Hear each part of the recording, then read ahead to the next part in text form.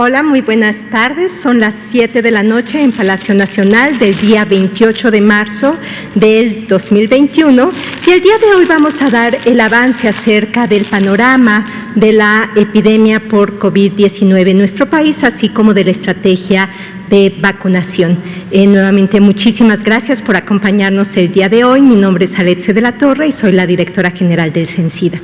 Si me pasas, primero queremos compartir con ustedes un video que realmente resalta los elementos que en estos Semana Santa, en esta Semana Mayor, es importante que todos en casa llevemos a cabo y que no olvidemos que las epidemias, incluyendo la pandemia por SARS-CoV-2, se controla desde las comunidades y por lo tanto las medidas de prevención y control son extraordinariamente importantes y bueno, aquí está un mensaje al respecto.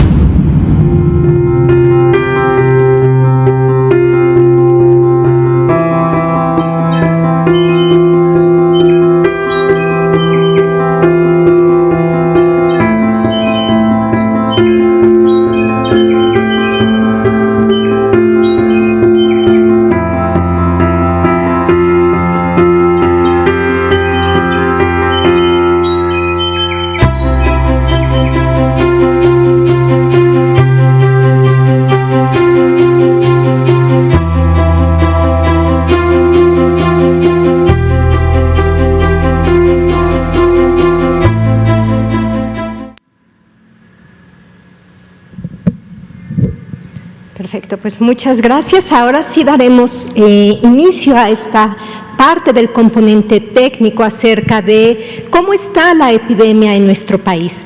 Como ustedes saben, esta es la curva que se presenta acerca de los casos incidentes, esto quiere decir los nuevos casos que se presentan en nuestro país, así como aquellas personas estimadas recuperadas por semana.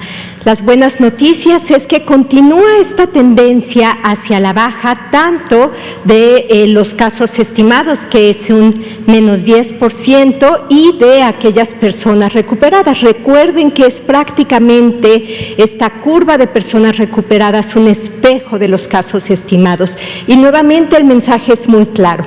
La mayor parte de las personas que desarrollan SARS-CoV-2 afortunadamente van a tener una recuperación y esto nos habla de la importancia que se tiene que tener constantemente recordatorio acerca de la necesidad de identificar aquellos casos que requieren una hospitalización temprana, porque es una forma muy eficiente de disminuir el riesgo de mortalidad en la población.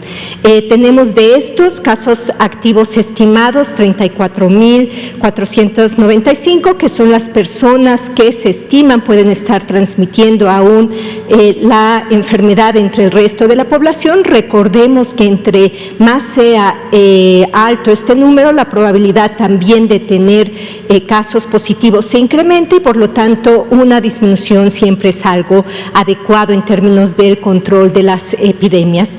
Y de estos también se señala que se tienen arriba de 800,000 personas con esquemas completos de vacunación contra la COVID-19 y esto es extraordinariamente importante porque son personas que empiezan a generar esta inmunidad de rebaño, es decir, a protegerse no solamente a ellas, sino también a las personas que están a su alrededor. Si me pasas la siguiente, por favor. Tenemos también las gráficas acerca de la evolución diaria en términos de la hospitalización nacional, tanto en camas generales como en aquellas personas que por la gravedad del cuadro clínico que presentan requieren una atención en cuidados intensivos o bien con ventilación mecánica. Nuevamente es una disminución de un punto porcentual y esto nos habla de una ocupación a nivel nacional de un 20%. Nuevamente el mensaje es aquellas personas que desarrollen síntomas de enfermedad respiratoria aguda y que estos que se presenten datos de alarma como dificultad para respirar, que la persona tenga algún factor de riesgo para desarrollar enfermedad grave, entre otras, que el corazón lata muy rápido, que empiece a respirar rápido, entre otras cosas, es importante que acude entonces a una unidad de atención para que pueda recibir el cuidado pertinente a su salud. Si me pasa la siguiente, por favor. También tenemos en este sentido buenas noticias en términos del panorama, no solamente a nivel general en toda la República, pero en la mayor parte de las entidades federativas. Solo existen 2 entidades federativas, Ciudad de México y Puebla, que tienen ocupaciones hospitalarias entre un 30 y 49%. Esto es muchísimo menor a lo que ustedes recordarán hace un par de meses, donde se tenían pues un buen número de entidades federativas con alta porcentaje de camas ocupadas, y esto significa que en todas las entidades federativas existe la capacidad de respuesta para las personas que desarrollan enfermedad respiratoria aguda grave. Esto también ha disminuido 2 puntos porcentuales. Estas camas de hospitalización general son aquellos pacientes que requieren tratamiento intrahospitalario que es adecuado, que les permite tener una adecuada oxigenación, la hidratación, que es fundamental. Evidentemente, todas estas maniobras que ahora sabemos disminuyen la mortalidad por la COVID-19, incluyendo el uso de esteroides, entre otros elementos de acción o de actividad hospitalaria, y recordemos que esta va a ser la mayor parte de las personas. Ahora, del porcentaje de personas que requieren atención en cuidados intensivos, esto es aquellas personas que requieren una cama con toda la infraestructura y tanto de recursos humanos como materiales para soporte ventilatorio, pues tenemos 6 entidades que se encuentran entre 30 y 49% de ocupación hospitalaria para una ocupación nacional de 23%, que no representa un cambio con respecto a la información previa. Si me pasa la siguiente, por favor. Respecto al avance de la Estrategia Nacional de Vacunación, las dosis aplicadas reportadas para el día de hoy son 123.624 dosis. Recordemos que puede existir variación entre los días por las horas de corte y también el reporte que al final se termina haciendo, pero como pueden ustedes ver, son buenas noticias en el sentido de que se continúa avanzando día a día para que las personas empiecen a tener sus esquemas, tanto sus primeras dosis como las segundas. Si me pasa la siguiente, por favor.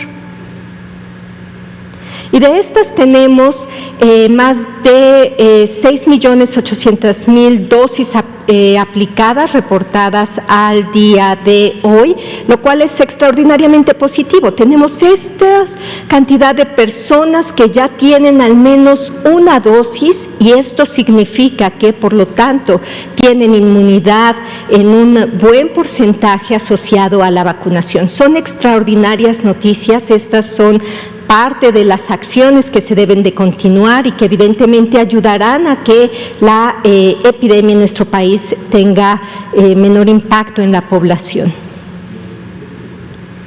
Y de estas, cuando se dividen de acuerdo a las diferentes fases, recordaremos que dentro de esta fase inicial era proteger al personal de salud, específicamente al personal de primera línea de atención para personas con COVID-19. De estos se han aplicado una primera dosis arriba de 800.000 trabajadores de la salud y una segunda dosis al 72%. De estos, el personal después educativo, tenemos una primera dosis arriba de 22.000 personas que han recibido esta inmunización y un avance del 77%. Y el tercer pilar, que son estas fases que se han estado describiendo todos los días, evidentemente es la protección al grupo vulnerable en términos de un incremento de morbimortalidad, que son justamente las personas adultas mayores. mayores, y de estos también se tienen extraordinarias noticias con más de 5 millones de adultos mayores que han recibido esta primera dosis al menos. Entonces, ya una segunda dosis un 4%, lo cual significa que es una estrategia que va avanzando día a día. Si me pasa la siguiente, por favor.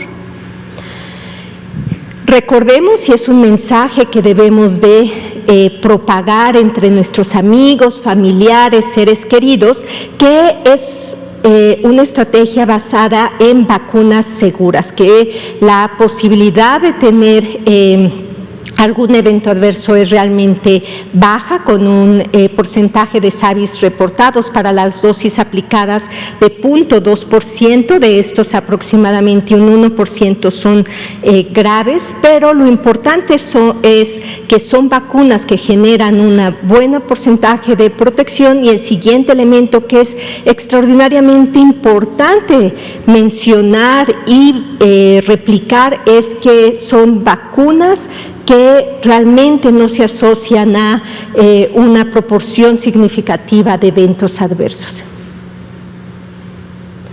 Aquí podemos ver el total de dosis recibidas desde el 23 de diciembre del 2020, con cerca de 11 millones de dosis de las diferentes vacunas que se han recibido en nuestro país. Si me pasa la siguiente, por favor. Y este es otro mensaje que es muy importante. Todas las personas, y la estrategia nacional es una estrategia universal, como se ha mencionado. Sin embargo, dentro de esta universalidad es importante destacar que existe toda una serie de fases para ir protegiendo a quienes más riesgo tienen de enfermarse y de tener complicaciones graves por la COVID-19. Es importante recordar que hay que esperar nuestro turno, no hay que saltarnos la fila si existe alguna entidad en donde algún municipio se esté vacunando 1, 2, 3 días antes. Esperemos esos días, porque lo que nos va a permitir es ser más eficientes todavía en este tipo de estrategias. Recordemos, todos vamos a ser vacunados, hay que protegernos los unos a los otros y por lo tanto esperar nuestro turno.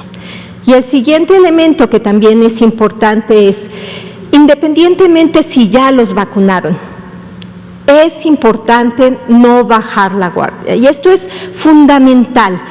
Todos los mecanismos de prevención y control de infecciones que desde el principio hemos estado mencionando, que es guardar nuestra sana distancia, el uso correcto del cubrebocas, el hacernos higiene de manos, ya sea con agua y jabón o bien a través de alcohol gel. Verifiquemos que el alcohol gel, las botellitas que traigamos tengan concentración arriba del 60%. Sigamos las recomendaciones sobre el uso adecuado del cubrebocas, cómo lavarlo, cómo desinfectarlo, entre otras acciones día a día en nuestros hogares. ¿Cuáles son estas estrategias para limpiar las superficies de una manera segura? Toda esta información se encuentra en la página del coronavirus y es lo que nos va a permitir seguirnos protegiendo. Independientemente si ya fuimos vacunadas, vacunados, es importante no bajar la guardia, evitar con esto nuevos casos y por lo tanto riesgos existentes de siguientes oleadas. Ahora daremos pie a otro video justamente acerca de estas recomendaciones.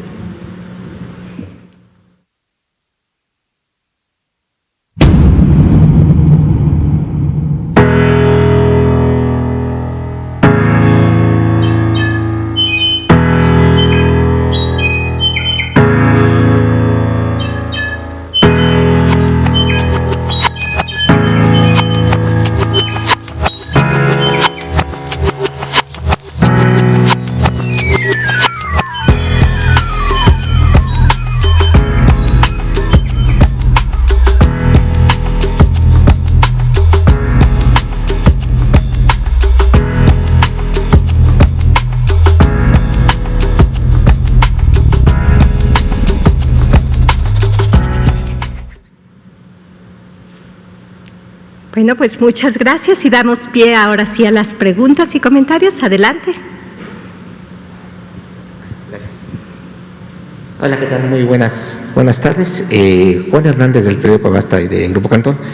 Doctora, me gustaría saber de su perspectiva sobre todo en el área que usted maneja, que es de SENSIDA, ¿cuántos fallecimientos ustedes han detectado que la comorbilidad, no sé si sea correcto el término, haya personas con VIH? ¿Cuántas han ustedes detectado? Y ahorita, ¿qué recomendaciones precisamente ustedes le están haciendo precisamente a los pacientes con VIH? Muchas gracias.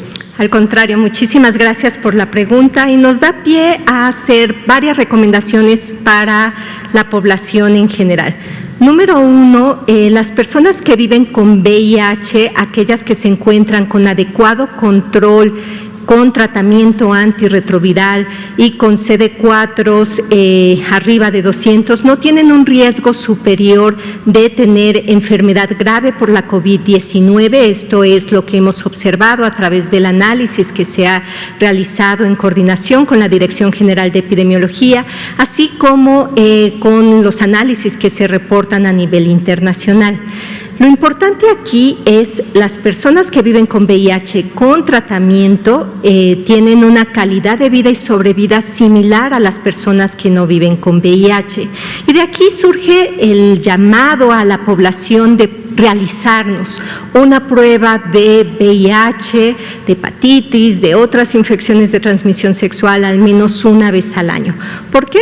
Esto nos va a permitir identificar los casos de manera oportuna y por lo tanto vincularlos al tratamiento que, como también saben, México cuenta con los esquemas más avanzados en términos de adecuado control, barrera genética y también con buena resultados en términos de la calidad de vida de las personas. Entonces, esto es importante.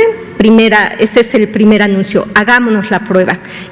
La siguiente parte y lo que se ha manejado desde el principio de la pandemia ha sido dar el mensaje claro a las personas que viven con VIH. Si una persona vive con VIH y desarrolla síntomas respiratorios, desde el principio de la pandemia los mencionamos como personas que requieren evidentemente verificar que estos síntomas respiratorios se encuentren controlados, es decir, no automedicarse, acudir tempranamente a una atención para que puedan tener un tratamiento de forma adecuada y con esto disminuir también el riesgo de tener complicaciones por la COVID-19.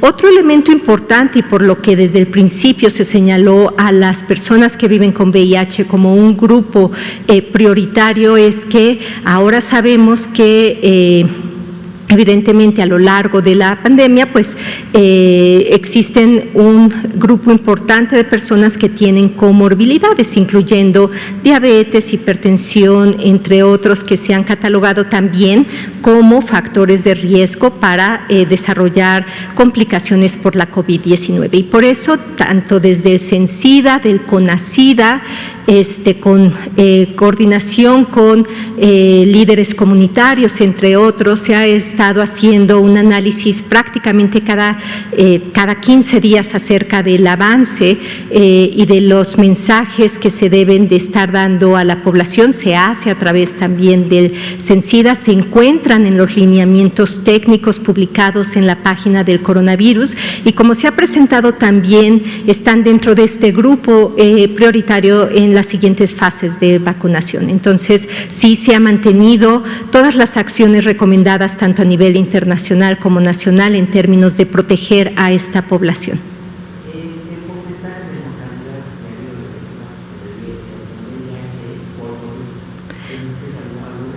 Sí, no recuerdo exactamente la cifra, pero si me lo permiten, con muchísimo gusto, para no dar datos inexactos, podemos hacer un comunicado al respecto para que quede claro acerca del número. Gracias, buenas noches, doctora. Ignacio de Alba, de Pie de Página. Preguntarle qué tanta protección tiene una persona que solo ha recibido una dosis de la vacuna. Muchas gracias, es muy buena pregunta. Mucho depende de cada persona. En términos generales, después de recibir la primera vacuna, no es inmediato que se forman estos protección o estos anticuerpos que nos van a proteger cuando nos expongamos a coronavirus. Se tarda más o menos unas de 2 a 4 semanas y con una dosis existen y la información va alrededor de un 80%. Es decir, depende también de otros puntos importantes de la persona, de si la persona tiene comorbilidades, de la edad de la persona, entre otros elementos. Y es por eso que el llamado siempre ha sido a recibir las 2 dosis de vacunación y que esto nos va a permitir tener los porcentajes que se han descrito a nivel internacional para cada una de las vacunas. Es decir, sí, con una dosis las personas quedan en un porcentaje no despreciable, bastante significativo, protegidas, pero esto no significa en ningún momento que no se deban aplicar la segunda dosis o que dejen de utilizar las medidas de prevención y control. Hemos visto de repente personas que se ponen la primera dosis e inmediatamente casi que salen del centro o la unidad de vacunación y se quitan el cubrebocas, acuden a lugares concurridos, se olvidan de tener la ventilación adecuada de los lugares donde se encuentran y evidentemente pues en los primeros días, en las primeras semanas, no van a tener anticuerpos suficientes para protegerse. Claro. Hoy el doctor Borja del INSABI decía que las personas que habían tenido COVID muchas veces solo necesitaban la aplicación de una dosis para tener otra vez inmunidad. Si nos pudiera ampliar la información sobre esto usted. Sí, es algo que se conoce para la mayor parte de las enfermedades infecciosas. Cuando uno se expone al agente infeccioso, en este caso al virus, va a generar un tipo de respuesta inmune hacia él. También depende de las características de cada una de las personas. Una vez que se forman esos anticuerpos asociados a la infección, tienden a haber una disminución conforme va bajando el tiempo. Ustedes recordarán seguramente que en diferentes meses y medios de repente dicen es que dura 3 meses, dura 6 meses, dura 1 año la inmunidad. Bueno, es algo que el mundo ha ido aprendiendo paso a paso conforme las cohortes de las personas que se van infectando van haciéndose los estudios para ver los niveles de anticuerpos. Cuando uno se expone a la vacuna, digamos, una persona se infecta, hace unos meses se cura, como la mayor parte de las personas, y luego se vacuna. Esto va a fungir como un recordatorio al sistema inmunológico de la exposición de este agente infeccioso, y lo que va a hacer es incrementar los niveles de anticuerpo. Esto es algo que se conoce como un boost, como un refuerzo al final lo que se está haciendo, y es prácticamente decirle a nuestro sistema inmune: acuérdate de que una vez te expusiste a este microorganismo y por lo tanto genera anticuerpos para que estés protegido. Y de hecho eso es parte de lo que ocurre no solamente para SARS-CoV-2, pero también para otras enfermedades infecciosas. Recordaremos incluso que en nuestras cartillas de vacunación existen los refuerzos para las propias vacunas, y esos refuerzos lo que hacen es, cuando se sabe que en la mayor parte de las personas hay una disminución de esta respuesta inmune, se tenga entonces este recordatorio y la persona dure más tiempo protegida. En el caso de las vacunas contra el COVID, ¿se tiene pensado hacer refuerzos en algún momento o todavía no? Eso es algo que, pues no solamente en México, pero en el resto del mundo se tendrá que ir viendo conforme se tenga el desarrollo de la epidemia y los estudios que continúan. Recordemos que el tener información detallada, el poder estar registrando toda esta serie de eventos que se presentan, nos permite ir planeando también la estrategia siguiente en términos de vacunación. Y que para México tenemos un grupo de expertos que están justamente revisando toda la información que ocurre a nivel internacional, y con base en evidencia científica es que se van ajustando, ¿no?, el resto de la política de vacunación a nivel nacional. Gracias. Doctora, ¿cómo Sencida ha enfrentado precisamente a la pandemia de COVID? ¿Cuáles han sido los retos que ustedes han se han topado a lo largo de, pues ya de este año, cómo han concientizado precisamente a los enfermos de VIH y bueno, y qué tanto ha crecido precisamente también los contagios de VIH durante la pandemia. Muchas gracias. Bueno, desde el principio de la pandemia y de hecho de los primeros lineamientos que también se dieron a nivel nacional fue justamente toda una serie de recomendaciones dirigidas a las personas que viven con VIH, tanto lineamientos técnicos como la parte de tener una coordinación, y esto es muy importante, al igual que la pandemia por SARS-CoV-2, enfrentamos otra pandemia, que es la pandemia por VIH. Y esto es importante no perderlo de vista porque en cualquier evento de esta magnitud siempre se requiere una coordinación en términos de las diferentes áreas que son fundamentales para tener resultados. En primera instancia, dentro de CENSIDA existe la parte a nivel nacional del CONACYDA. Esto lo que nos permite es que las instituciones, líderes comunitarios, y no solamente instituciones de salud, sino también otros elementos, nos permita tener una respuesta coordinada. Estas partes de las recomendaciones se hicieron públicas, de hecho las pueden encontrar en nuestra página de CENSIDA desde inicios de la pandemia el año pasado.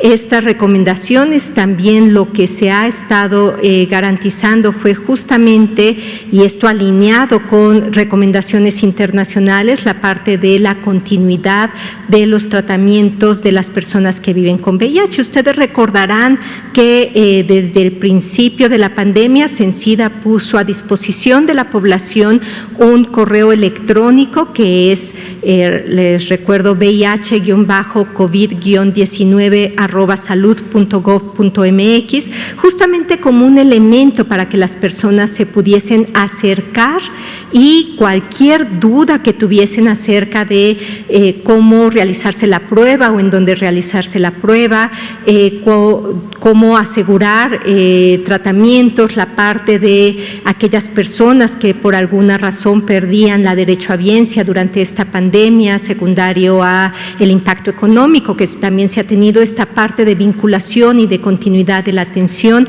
y son justamente esta parte lo que les comento, que a través de la coordinación de las instituciones y muy importantemente también a través de la coordinación y la acción de líderes comunitarios del CONACYDA y de otras inclusive asociaciones y líderes académicos, hemos tenido acción continua.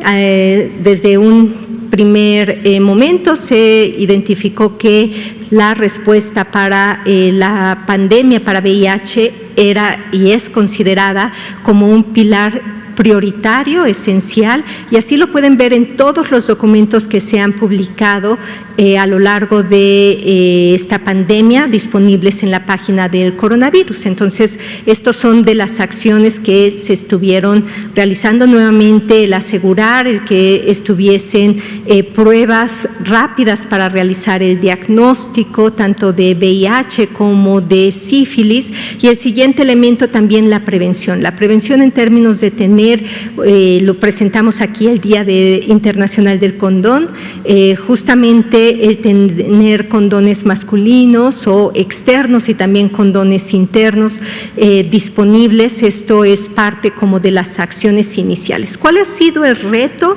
Y que no solamente se enfrenta en México, pero también a nivel internacional, que las personas, por la misma respuesta ante la pandemia, pues muchas de ellas dejaron de acudir a las unidades de atención para su seguimiento o cuidados, y entonces esto evidentemente disminuye la probabilidad de que las personas se realicen una prueba de VIH. Por eso nuevamente el llamado es: realicémonos la prueba, de VIH, lo importante es que existe tratamiento y que si iniciamos tratamiento disminuimos el riesgo de complicaciones a largo plazo. Se hizo también una campaña de comunicación a finales del año pasado y bueno, toda una serie de elementos que afortunadamente se han tomado en previsión para la continuidad de la atención de las personas que viven con VIH.